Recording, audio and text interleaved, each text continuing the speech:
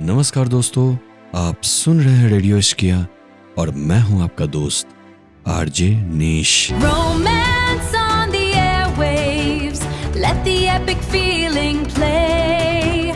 From heart to heart, it's sent your way. Radio Ishkia with RJ Nish, come what may.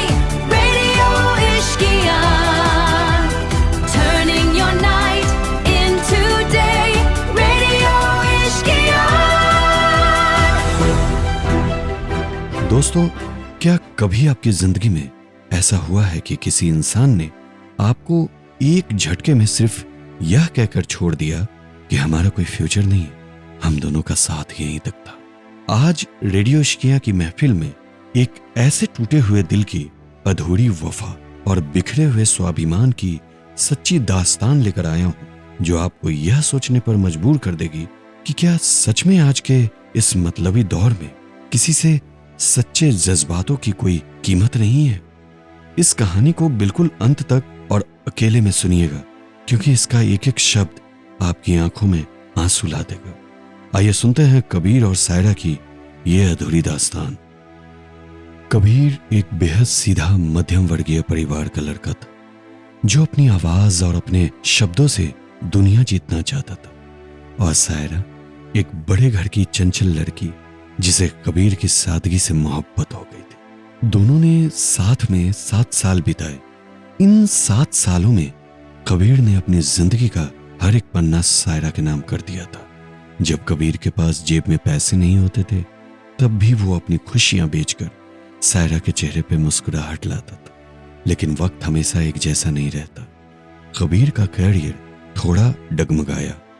उसके ऊपर जिम्मेदारियों का जब बोझ बढ़ा तो वो थोड़ा सा शांत रहने लगा, और ठीक इसी मोड़ पर सायरा के घर वालों ने उसके लिए एक बहुत बड़े बिजनेसमैन का रिश्ता ढूंढ लिया।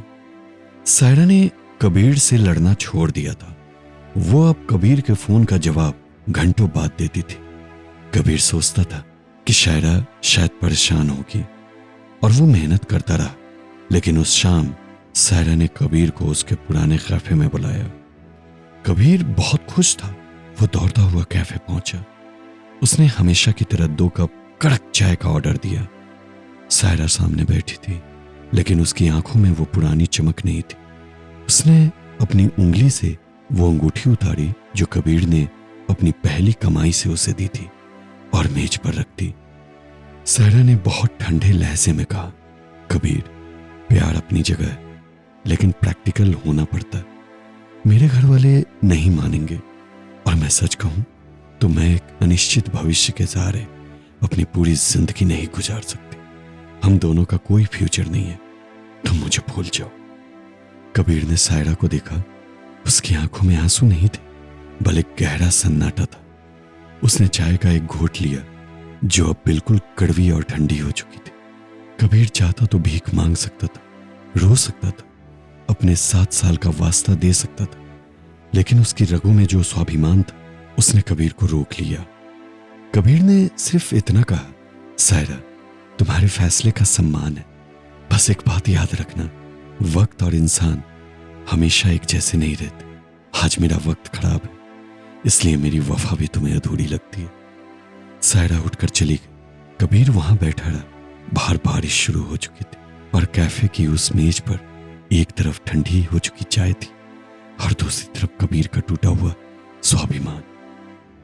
दोस्तों, इस बात को आज 5 साल बीत चुके हैं। कबीर आज भी अपनी मेहनत और अपनी आवाज के दम पर कामयाबी के शिखर पर है। उसका अपना एक नाम है। उसकी जेब में अब पैसे की कोई कमी नहीं। लेकिन जानते हैं सबसे अजीब बात क्या?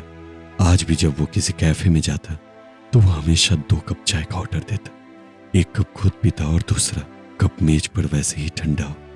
सायरा ने उसे एक सुरक्षित भविष्य के लिए छोड़ दिया था, लेकिन कबीर को वो कभी भूल नहीं पाए, क्योंकि पैसा तो कमाया जा सकता था, लेकिन बेबाक वफा वो किसी बाजार में नहीं बिकती। यही तो है इस दौर की मोहब्बत का कड़वा सच, जहां जज्बातों की कीमत बैंक बैलेंस से नापी जाती। तो कैसी लगी आपको कबीर और सायरा की ये रूहानी और सच्ची दास्तान? मुझे कमेंट बॉक्स में जरूर बताइएगा। सुनते रहिए रेडियो इश्किया, आरजे निश की आवाज में। आप सभी का बहुत बहुत शुक्रिया। और ये कहानी अगर पसंद आई हो तो चैनल सब्सक्राइब ज़रूर कीजिएगा और शेयर कीजिएगा।